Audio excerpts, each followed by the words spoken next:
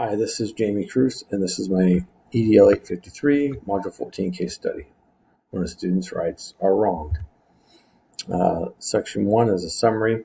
Nottingham High School is in the town of Dover. In the area of Dover, the high school's got 3,200 students. It's the lone high school in the area. It's constructed in the early 50s. Utilizes portable trailers for classrooms. And much of the building's been updated and brought to code. However, there's a quarter of the school that has not been updated due to financial issues. The district has 6 elementary schools, 2 middle schools, and then the one lone high school. Dr. Harvey is the superintendent. He has a good relationship with the staff of all the buildings. Continuing here, Miguel Hernandez was a standout football quarterback. Football player, it's a quarterback. He suffered a spinal cord injury during a varsity football game. It resulted in him being paralyzed from the waist down. Upon being cleared to return to school after his injury, Miguel's parents met with Ms. Guzman to discuss his return. He was confined to a wheelchair, so thus wheelchair access was brought up in the meeting. However, once Miguel returned, he was pulled out of his third-hour biology class due to a lack of wheelchair access. He was placed into a different science class, and Miguel had needed that biology course that he was in, as it was a college prep class, and the other class he was put into did not fill that requirement. Continuing here, Miguel's parents immediately scheduled a meeting with the principal, and they were upset that they weren't notified of the class change. They demanded that he be placed back into his biology class, and an attorney had joined the meeting who represented Miguel, and then who also referenced Section 504 of the Rehabilitation Act of 1973, and that Miguel's legal rights were being denied. Legal and ethical issues, all three of these acts are being potentially ignored. The IDA, the ADA, and then the Section 504 of the Rehabilitation Act of 1973.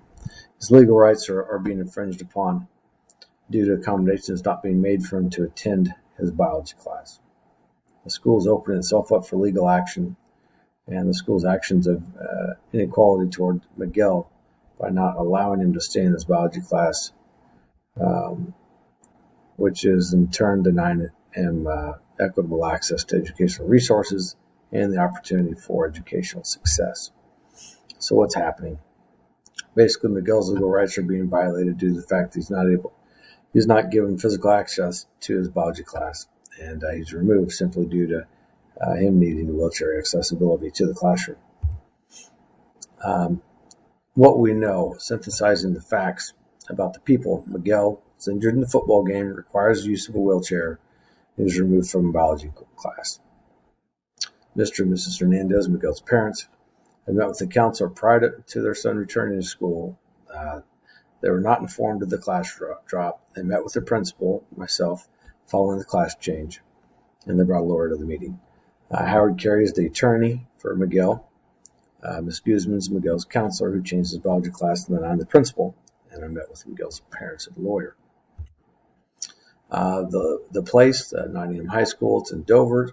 A quarter of the school is still from the original build in the 1950s. Area is not up to code, not wheelchair accessible.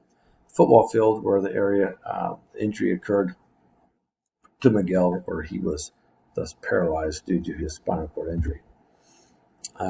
Program, biology class is a college prep course, and Miguel's in 10th grade.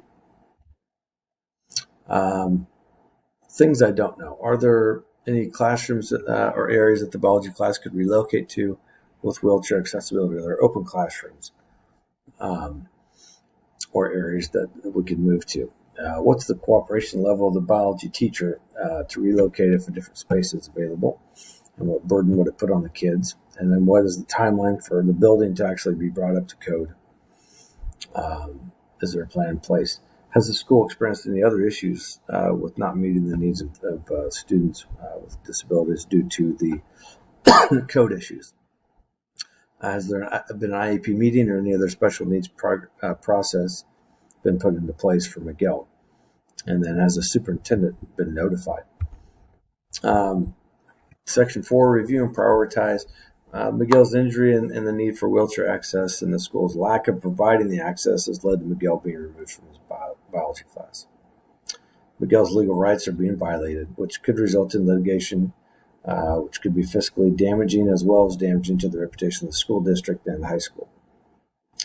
Has the school district's legal representation been notified and consulted? That would be a question.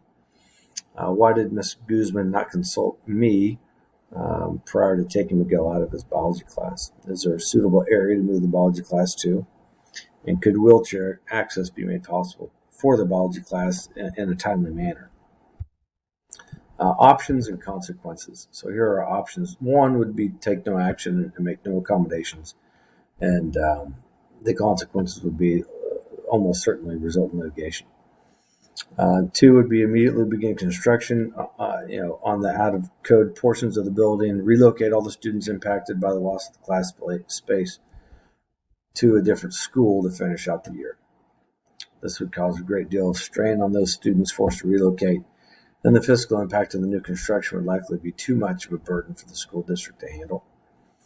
A third option would be to move the biology class to a location in which wheelchair accessibility is available within our building, basically trading a class for a class who wouldn't need that access for wheelchair accessibility. This would be the simplest and most immediate cost-effective solution. It would cause some disturbance for the classroom teachers who are changing and the students who must switch the classrooms as well. Another option would be to immediately update the biology classroom and bring it up to code. This would likely not happen in time to prevent a litigation. So here are the options. Basically, no action. The positives would be there's nothing to do. The cons, obviously, we're not fulfilling the needs of the students, and then the litigation. 2, the immediate building upgrades. Of course, it fixes the problem and any future issues, but it's not it's not feasible. It's cost prohibitive, and there's time restraints. We couldn't get it done in time. Could move classes. The positives of that would be minimal cost, and it fulfills the needs of the students. The cons would be located in a suitable area, and then just the inconvenience for the teachers or students, and then the physical movement of the classroom items. The fourth would be to upgrade the biology classroom. Obviously, that fixes the issues, but time restraints again, likely litigation again, not meeting the needs of the students, and then potentially cost prohibitive as well. The best option would be, first of all, prior to making any decision on what we're doing regarding the topic, I bring the issue to the attention of the superintendent, of course, the school board. Most likely they would contact our district's legal representative. In doing so, I prevent myself from making the same mistake in which Ms. Guzman made, and that was not consulting me or others in an issue that could result in us breaking laws. My recommendation would be that in the best interest of all the students, in order to provide the legally required and morally responsible accommodations for Miguel, as well as any other students that may be impacted, option 3 would be implemented. That would be my recommendation to the superintendent and the board. By locating a classroom in which the biology class could trade with the existing teacher or class, the needs of the students are met, legal actions avoided, and fiscal responsibility is maintained. There does need to be a plan to address the needed upgrades for the rest of the school, the quarter of the school that is not upgraded. And I'm guessing with a student population of 3,200, that a quarter of the school is a substantial space. Otherwise, we're setting ourselves up for further lawsuits and breaking laws and not meeting the needs of the students with disabilities that be discriminated against or given a substandard education, which again could potentially lead to future litigation. That is my module 14. Thank you for listening.